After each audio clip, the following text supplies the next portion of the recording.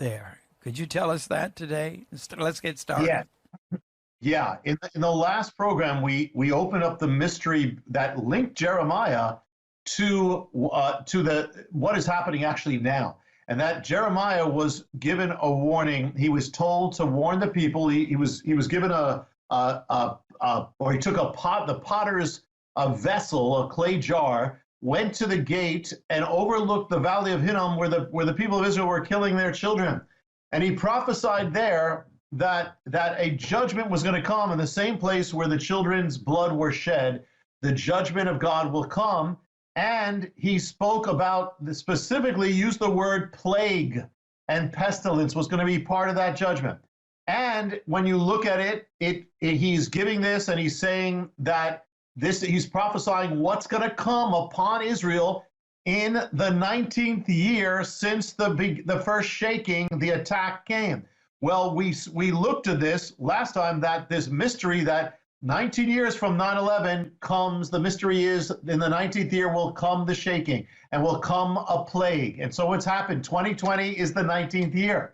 And so when he said that prophecy, he said, as he did, he was standing by the potsherd's gate, or the potter's gate. He's holding the potter's jar, and he's speaking over the valley of Hinnom, which is the potter's field. All that's about the potter. And he has this prophecy is about the potter. Now, when he says the prophecy, he says this: the judgment's going to come to the place where the children's blood were shed. And when it comes, there's going to be so many people dying that they won't be able to bury them. They won't have room, rather, to bury them. So, and he's speaking this by the potter's field. Okay. When we saw the mystery of New York City, that New York and New York City is the valley of Hinnom of America, the Tophet of America, the place where most of the blood of the children in America has been shed, more than any other place, and the place that introduced abortion on demand throughout the nation. So here you have New York, and we saw that as the ancient mystery, the plague of death came upon New York, struck New York as no other place, New York City. But the prophecy says they will have, so many people will be dying, they won't be able to accommodate them to bury them. What happened? In this plague in New York City, when it came, there were so many people dying, they could not accommodate them. So what they did is they brought trucks into the city for the bodies, and they shipped out the bodies that were unclaimed, and they brought them to an island called Hart Island, and they buried them there in Hart Island. The place where they buried them from New York that they could not accommodate was New York calls Potter's Field. So Potter's Field, the very place that said they will not be able to accommodate them, and he says this at the field of the potter. In the potter, they buried them in Potter's Field. I mean, amazingly precise. That happened, and anybody can look it up. It happened as it was said in the Bible. And so another sign that what is happening to America is a biblical phenomenon. And this is all part of the ancient mystery that is unfolding and now resuming before our eyes. Rabbi, Wow. That's shocking. Wow. I mean, you're driving me crazy with your preaching, your teaching, because it's so amazing. Mondo has the Potter's Field opened up on his computer because he teaches me as we go along. But New York City is hiring laborers to bury the dead in Hart Island's Potter's Field. The coffins are just butt up side by side. They're not being buried in tombs or graves. They're being buried in trenches in Potter's Field. And you say have they run out of space in Potter's Field, Rabbi? They ran out of space in New York City, and just as it was said, just as in the prophecy. Now remember this, everybody. The prophecy, this is linking up with that, and not saying that Jeremiah is speaking about America, but that the principle of judgment is there. And the prophecy that he's speaking about concerns the judgment that would come upon the place specifically for the sin of killing children in the place of killing children, abortion for America, and it would involve a plague. So you got all that together, and the very place where they buried it, Potter's Field. Why do they call it Potter's Field? It is literally named after the place in the valley of Hinnom that Jeremiah stood over where they killed their children. So, I mean, it's just too mind-boggling. That is shocking. Yes. This book is shocking. It's shocking. But this is what God's judgment is. See, I knew the story that they couldn't bury the dead in New York. Most of you probably didn't even bother listening to the headlines and the stories, but they would rent trucks and put the dead bodies in them until they couldn't bury them. They wouldn't even allow to have funerals a lot of times. No. People couldn't bury their dead. No. That's in New York City. They were in refrigerators. This is all biblical. This is not made up. This is not a fairy tale.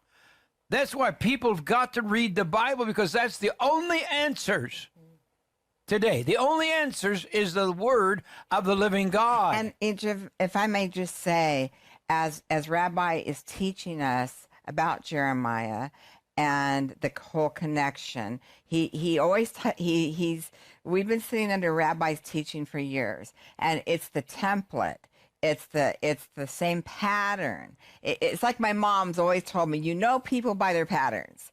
And it's so true. It's the template of ancient Israel and the United States of America, which is powerful. But I would suggest to each and every single one of you listening today, besides getting the book and watching and the DVDs and everything, I would suggest that you read Jeremiah.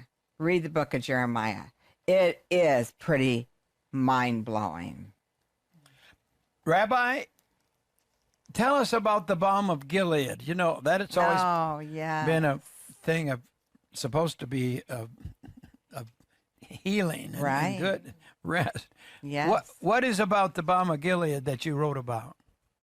Yeah. People know this, when we hear balm of Gilead, we think of great things, but Jeremiah, this came from Jeremiah, and Jeremiah is crying out in the midst concerning the judgment that has come upon Israel. And this is in the same prophecy where he speaks about Tophet, which is the judgment that comes upon the place where they killed the children.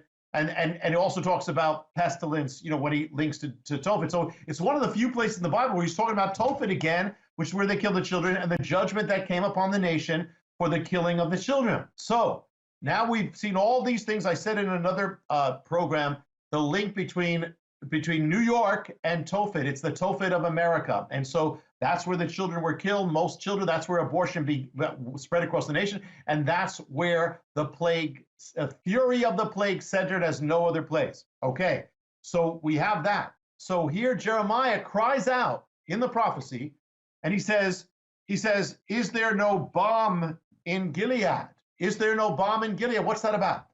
Gilead was a place of healing, was the place where there was a balm, there was a healing substance, the cure, and people who are sick would get this cure from Gilead. So now he's saying, either the point of what he's saying is he's crying out and saying, is there any hope? There's basically, where is there healing here? They're saying we don't see any healing. This is judgment that's come upon us. Okay, now come to America. So America, we're seeing all these signs that the same thing is repeating. And so what happened? America started seeking for a cure for this plague.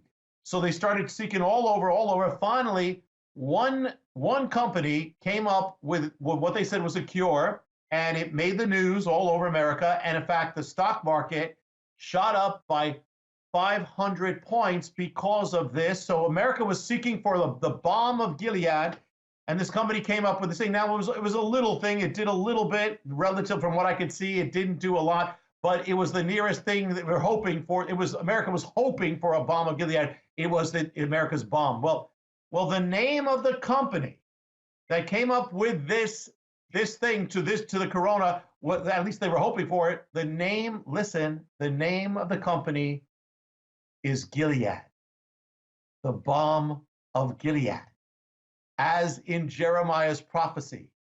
That has to do with a judgment that has come on a nation for the blood of its children, and it's crying out, seeking for the balm of Gilead, and the company that comes up with at least something that is literally comes up with some kind of balm is called Gilead. Gilead Sciences. Who could put that together? You have any doubt about the reality of what is taking place in our midst? Wow. Honestly, Rabbi, I cannot believe it. You know, I mean, Isn't that amazing? I mean, Yes. only you would put That's that right, together, yes. seriously. It's amazing. And to think that it was the company, Gilead. That's just another revelation. Thank you, Rabbi, Mondo. for putting that No, together. listen, this is so fun because when you read this book, it's going to make you want to go and research, Yes. Google, Yes. not to question the rabbi, no, to verify what the Word of God has been saying all along. And this is what's exciting. It's so interactive where you Google, you have the headline, and then you have the Word of God, you have the return book at the same time. We got to hurry, but can you imagine young people looking everything up like this from his book and say, my God, that's real. That's right now. Absolutely. And this is so amazing. I want to get a lot in today. Don't miss. We're going to do several more shows with the rabbi because this book is so powerful. You've got to get the book. And I'm a Jubilee person. I love Jubilee because it's kind of setting free, you know, and all that thing. Yes. But what does it have to do with the plague, Rabbi? Yeah, well, you know, we have spoken. I've spoken at Morningside, especially when we did the Oracle. We spoke about the Jubilee. We spoke about the Jubilee of blessing, which is and actually even the link between the fact that you have a president named Trump, which in the Bible is trumpet, and he comes in linked to this year of Jubilee, and Jubilee for Israel. He was a blessing, you know, that there was restoration and Jerusalem and all that happened in the year of Jubilee with a president named Trump. The trumpet is blown in the year of Jubilee. Year of Jubilee is the year of restitution, restoration, whatever you lost, you get it back. What you are, all these things are kind of reversed. Whatever happened before, it gets reversed in the year of Jubilee. Now, this is a blessing, but there is an aspect to the Jubilee which is linked to judgment, and that is this: if you took somebody's land or you're on somebody's land, it doesn't belong to you. On the year of Jubilee, it gets taken back from you. It's a year of restitution. So if you did something, you get what you did gets undone. You took it, it's taken back. Well, years ago, America, as a civilization, as a nation, well, it began in New York. America took the lives of its children. Now Jubilee is 50 years. Now, when did we say this began? It was legalized across the land in 73. But abortion on demand began in 1970, was spread across the nation through New York City, New York. So here, America, New York particularly, took the life of children. So what happens if you go 50 years later from that day, a Jubilee for that year? It happened in 1970. Add 50 years. What is the Jubilee of abortion in America? It's the year 2020. 2020 is the Jubilean year of abortion in America. What you took is taken back. You took life, now life is taken from you. You took life, and so it happens like clockwork. But not only that, we said, where did it specifically begin? It began in New York in 1970. And again, this was the precursor that led to, this is what the Supreme Court ultimately based things on that led to the legalization across the land. And also, this is how abortion spread across America. People came to New York, the capital, to get an abortion. 1970, it happened in that same house, that same building that ordained the building of the World Trade Center, that ordained it ordained abortion in the same year that the World Trade Center. Remember, the tower was complete. That first tower. That's the same year, 1970. It ordained it. Remember again, also a note: the same hand that signed the building for the building of the World Trade Center signed for abortion in America. Same house. So here it's in Albany, New York. And so abortion was approved on 2 dates. It was a vote of the Assembly, and the next day the vote of the Senate. It was approved on April 9th, 1970, and April 10th, 1970. All right, New York. Now the plague comes to New York 50 years later, and it strikes New York like no other place.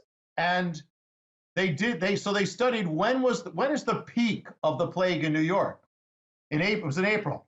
And they did, and the next day the vote of the Senate. They did a 7-day average to find the peak, and they found the peak of the plague struck New York on 2 days. The dates were April 9th and April 10th, 50 years to the exact day. The Jubilean day, the exact day of Jubilee, same exact dates that marked the completion of the 50 years from the very day that abortion, this sin, began in America, in New York, to the exact date.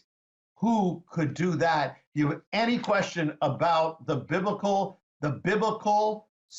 place we are in right now, you've got it right there. It could not be any more exact than that. Wow. Wow. Powerful. How do you find out these things? I mean, how do you get driven to study? Like, nobody does this that you do. But this just shouts out, God's in the details. Yes. Do you understand why does God put his dates in it? Is that just his signature? Yeah.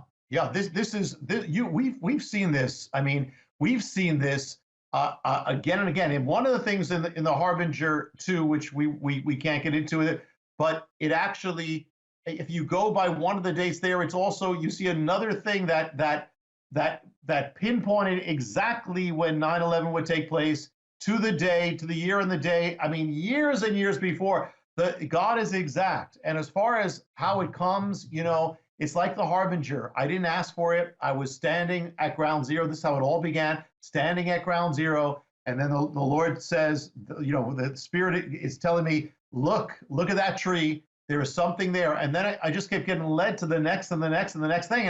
And it's usually, it comes to me and I don't know it's true. I don't know it's true yet, until I look. I said, could it be? Look at all this. And then when is the date? And then I look at the date and it's exactly the same date. So it's like all the other books. I could not reproduce it. It just comes. And again, I'm the first person to be blown away by it. So true. Yeah. You really are. You've said that to us so many times, and Rabbi is the first person to be blown away by it, and now he's blowing us all away by it. And thank you, Rabbi, so very much. And I'm so overwhelmed that I want to sit and ponder. Yes. And here's the Because thing. it's truth, people. Rabbi literally is just touching on this book. Yeah, I mean, he really is. He's just touching on it. That's why everybody needs to get the book and then go ahead and read the Bible with the book to verify it. We've got 2 or 3 more days with you, and we're going to squeeze in as much as we can. But I'll tell you what, every time you come on, I want to get saved all over again, because it's the word is truth. Amen. This is what Sunday school should be. Truth, word. Every child should know the word of the living God, that it's truth. This is why I know the Bible's real. You couldn't write this book. The Bible's written over how many years, Rabbi? Do you have any idea? Over 1,000 years. And so with the Bible's writings, it's such in harmony, and there's such harmony among the math, among all the Bible. This is why you can depend on the Bible. It's truth. Unbelievable. So let's talk a little bit. And we are going to, I just want to say this, as we're ministering, as you're ministering to us and teaching us, Rabbi, you know, we have all these different offers on your book. And here's the thing. You got to order it before it's too late. Well, here's what I'm looking at. I have in my brain right now, all of these dear friends of mine are coming to my brain that I'm ordering the baker's dozen. Because I want to send it to them now. Not just, I mean, Christmas, that's great, but I want to send it to them now because they need to prepare their hearts. And I'm in my mind right now, I'm like, I got sent to this person and this person and this person and this person. This is so exciting. And I want every single one of our children, not just Mondo and Maricela and little Lori, who have already studied it, but I want Marie, I want Ricky, I want them all. We're sending one to Ricky immediately, Jim, just so you know. Everybody needs to study what this is where we are, people. Yes. In a few weeks, people are going to wake up, and the election is either going to give us a man who wants to protect the church, or we're going to wake up and find out that our religious freedom is going away. What's happened to me is people wanting to kill religious freedom in this country. This is what's going on, and it's coming apart. Okay, so we have a few minutes left, so we want to talk about this, though. We want to talk about this chapter, the man on the hill, Rabbi. Yeah, and I believe we are in a. You've heard me say it. I haven't said it on this one, but for anybody watching, we are in a most critical time right now. I've felt for a long time. I felt a while back because of this and because of other things. I shared it publicly with the congregation. I believe that this year was going to be a year of shaking before. And then I felt that September is going to be critical and the autumn is going to be critical. And we have not finished with the shaking. So that's one of the reasons for all that we're talking about here. You know, this is to be a trumpet call, prophetic. That's what the book is. That's what all this is about. The man on the hill. Now, this is in the Harbinger too, and that is this. First of all, as we, in talking about this, we're coming right now to a very big milestone, and that is that 2020 is also the 400th anniversary of the spiritual birthing of America with the Mayflower. We heard it our whole lives. Well, this is the 400th year, and it's actually going to come in autumn. It's actually we're going through the days of the sailing of the Mayflower is happening, and it's going to go through September. It's actually the return in Washington is going to happen during the days of the sailing, and it's going to culminate in November when you go to the 400. 400 years is significant in the Bible. And so we have that. We also had Jamestown. That was another one. And then the other one was the Massachusetts Bay, which is and the key person is a man we know at John Winthrop. People have said that if George Washington is the father of the country, then John Winthrop is the grandfather of the country. And he came there in 1630, and he had a vision. And the vision was really the first vision of America that has lasted, of the symbol of America. And he said famous words. Ronald Reagan quoted from him when he quoted from Messiah, Jesus. He said, "We shall be as a city on a hill." And it says, if we follow the God of the Bible, it's talking about the God of Israel. If we follow the God of Israel, he said, then we will become the most blessed people. The blessings of Israel will come upon us. We'll become the most prosperous people, the most powerful people. I'm paraphrasing, but that's what he said. We'll become the safest people. God will protect us. The God of Israel will be with us. So he's speaking about America in terms of ancient Israel, which is the template, that we're seeing again and again. And this is before America became a nation. So he says all those things, and it all came true. America would become the most blessed, the most powerful, the most prosperous, the safest, the most blessed nation in the world. And it was all prophesied before it all began there in Massachusetts Bay in the 1600s by John Winthrop. It all came true. And so he said that. He said it, and he he's quoting really from Moses. So he's kind of coming like Moses said to Israel when they're about to enter the promised land. So Winthrop says to the people of America as they're entering the new land, the new world. But the thing is this, remember Reagan used to quote this. He'd say, city on a hill, city on a hill, city on a hill. But what people miss is that he didn't stop there.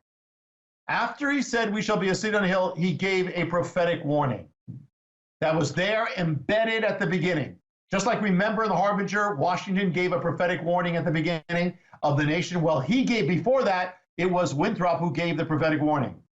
And he said this, he said, but if we turn away from our God, if we turn away from God, then, he said, I'm paraphrasing, if we go to other gods, then the blessings that God gave us will be withdrawn. And it says, and he says, it basically says that the judgments that came upon ancient Israel will come upon America.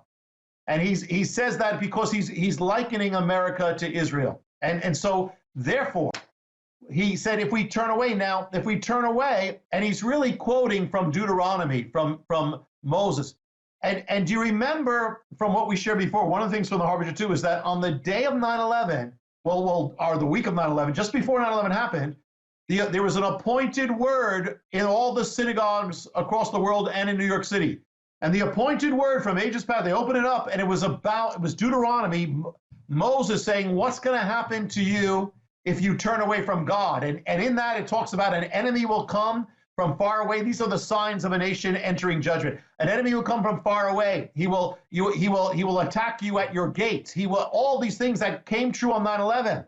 And also it says that the enemy will come like an eagle and he will swoop down exactly at 9/11. Remember what we saw with this is another mystery in the book, that when the planes came into the tower, that the first plane that began it, they had an image of a swooping eagle, the same thing in Deuteronomy that was appointed for that week or before that week. So all that happened, and now Winthrop is quoting from that same section. And so Winthrop says, if you turn away from God, these things are going to happen. And it was the very scripture that was there for 9/11 when it all happened. But here is the thing. Here is the thing. There is the chapter about the man on the hill is linked to another chapter in the book called The Island. Here's the thing. When there actually was a city on a hill, it was America, but actually Winthrop founded a city that was to be a city on a hill. And it was to be the first thing. And he became the leader over it. That's where he lived, and that's where he died. And the city on the hill is a city we know. It's a city we know called Boston. Where did 9/11 begin? From the city on the hill. It began in Boston. That's where the planes took off from. It's the city of John Winthrop, the city of the man who gave the warning of what would happen if America ever turned away from God. It all happened. It began from the city on the hill. The planes took off from the city on the hill.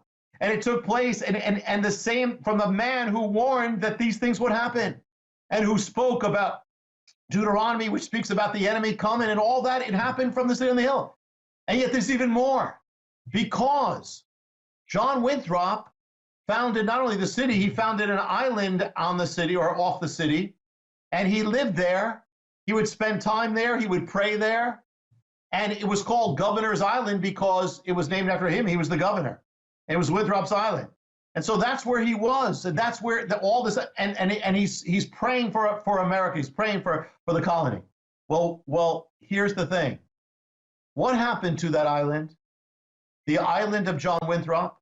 The island of John Winthrop became Logan Airport, the very place where the terrorists took off from the island of John Winthrop, who gave the warning. So before even, you remember the mystery of the mystery ground, that where America was dedicated on the day that Washington warned what would happen, and they dedicated America to God. It was at ground, it was all came back to ground zero, because that's where America was dedicated to God. But even before Washington was Winthrop, and so before ground zero was this sacred ground. So it all began on the island of John Winthrop. And if you go there today to that airport, you'll see right next to it, there's a town called Winthrop. It all began, everything returns, everything's coming back to the beginning. And God warns the nation. He's bringing us back to our foundation. This is what happens in judgment, warning us and calling us back. Come back, America, return, America, because if you don't, there is no other future but judgment. It all began with John Winthrop with a prophetic warning from his island, and then it came from there to the mystery ground where America was dedicated to God. Who could put that together? These are the days, these are biblical times, and these are the days of judgment. This is so powerful. Lori was going crazy because she's been up there. Oh, yes. And knows exactly what you're talking about. Yes. But this, the warning in this chapter, the warning to America. This is the amazing thing. I mean, because I'm looking at this and I'm seeing all these things. Before I wrote the chapter called the Island, I'm writing about John Winthrop. And then only later by looking at, I said, what happened to that island? And I'm looking at the satellite pictures and I'm looking at this and for sure, and there it is. It not only is it that 9/11 began at the beginning, began from the very foundation, but it began from the very home of John Winthrop. I mean, you know, and when you put it all together, I mean, and one of the things we've been seeing in the mysteries of God was that, you know, it's a principle in the Bible that when judgment comes to a nation, that God brings it back to the foundation. We saw that with, for instance, it came back on 9/11 in the Harbinger 2. It talks about how 9/11 came to New York City. Well, on 9/11, New York City was founded on 9/11. And then 9/11 came to the Pentagon. And the Pentagon was begun on 9/11, the foundation. And then we saw how the mystery of in the Bible, how the destruction returns to the place of where the nation was dedicated to God. And so America was dedicated to God on its first day at ground zero. It all comes. But then comes this one. Before that all happened, the plane went from John Winthrop's home, the sacred ground, and the city on the hill, and goes to the mystery ground of 9/11 where America was dedicated, where George Washington was praying. I mean, it's just beyond. And the message, the warning is that what was the warning of John Winthrop? God is bringing us back to that. You know, ground zero was linked to Washington's warning about what would happen if we ever turn away from God. And then the beginning of 9/11 was John Winthrop, which he goes through the whole thing of what's going to happen if we turn away from God. And here we are. Here we have done it. And here are the judgments that are in Israel, the harbingers, that's the judgment of Israel. The plague, that's the judgment of Israel. All these, the 19th year, that's the judgment of Israel. All these things have happened according to that, and it was all there from the beginning. Wow. So we're getting to we're getting to where we are. I mean, this is where, and God doesn't change. That's right. And God is teaching us from our very foundation. That's why, you know, these rioters tore George Washington statue down, and they're tearing him down all over the country. Why would they tear down? George Washington warned America to not turn away from God. Isn't that right? Yeah, that's amazing. Amazing. He is the one who said that the smiles of heaven cannot be expected on any nation that turns away, that disregards the rules and order that heaven has ordained. In other words, if America ever turns away from the ways of God, the order of God, then the blessings of heaven, the blessings of God are going to be removed from the land. And he said it from New York City. He said it and then went to ground zero. And on 9/11, when this strike came, and the sound, the shock wave went forth from ground zero and struck Federal Hall, the very place where Washington spoke those words and warned that it would happen, that the blessings would be removed from the land if we ever turned away from God's ways. And it's the foundation. It put a crack in the foundation of Federal Hall, which is the foundation of America, where he warned that.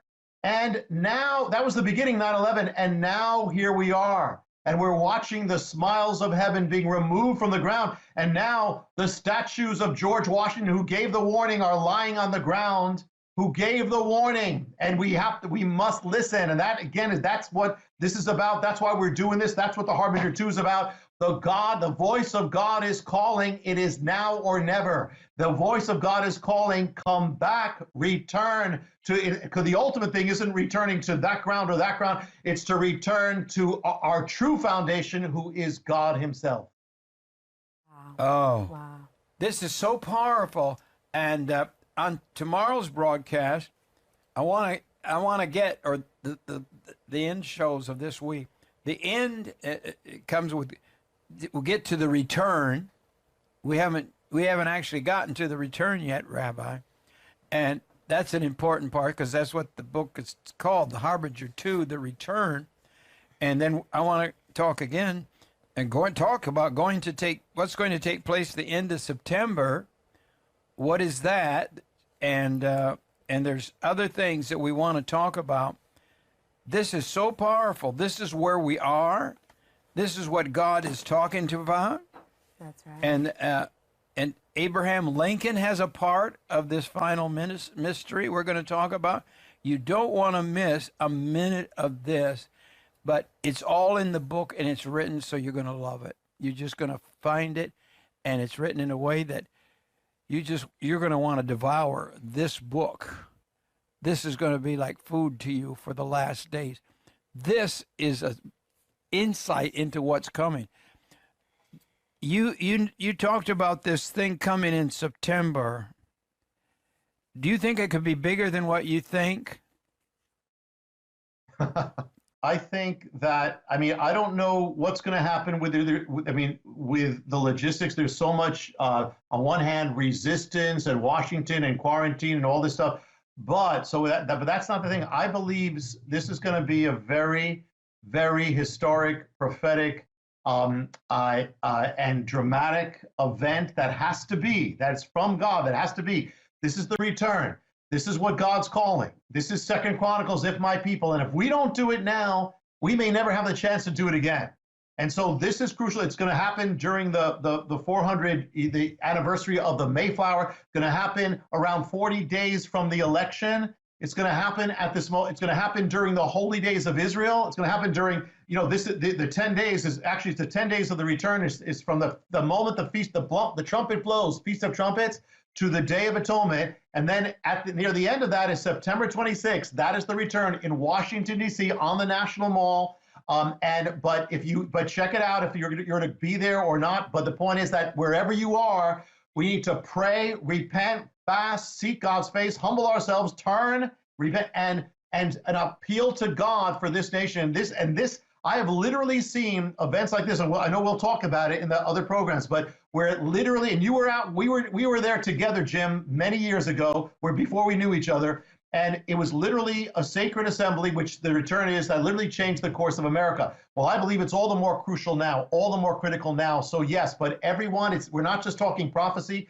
We have a part in prophecy. So be part one way or the other, because these are the most critical of days. Oh, our time's gone for today, Rabbi, but boy, this is powerful stuff. Yes. Yeah. And I know our time's gone, but I know it's gone, but I just want, Rabbi, real quick, if you would, Rabbi, on the Harbinger 2 uncensored DVD, could you just give us just a little insight on this? Yes, the Harbinger 2 has what the Harbinger 2 book has. Has things that are nowhere else. But the Harbinger 2, there were 3,000 pages of notes, revelations I couldn't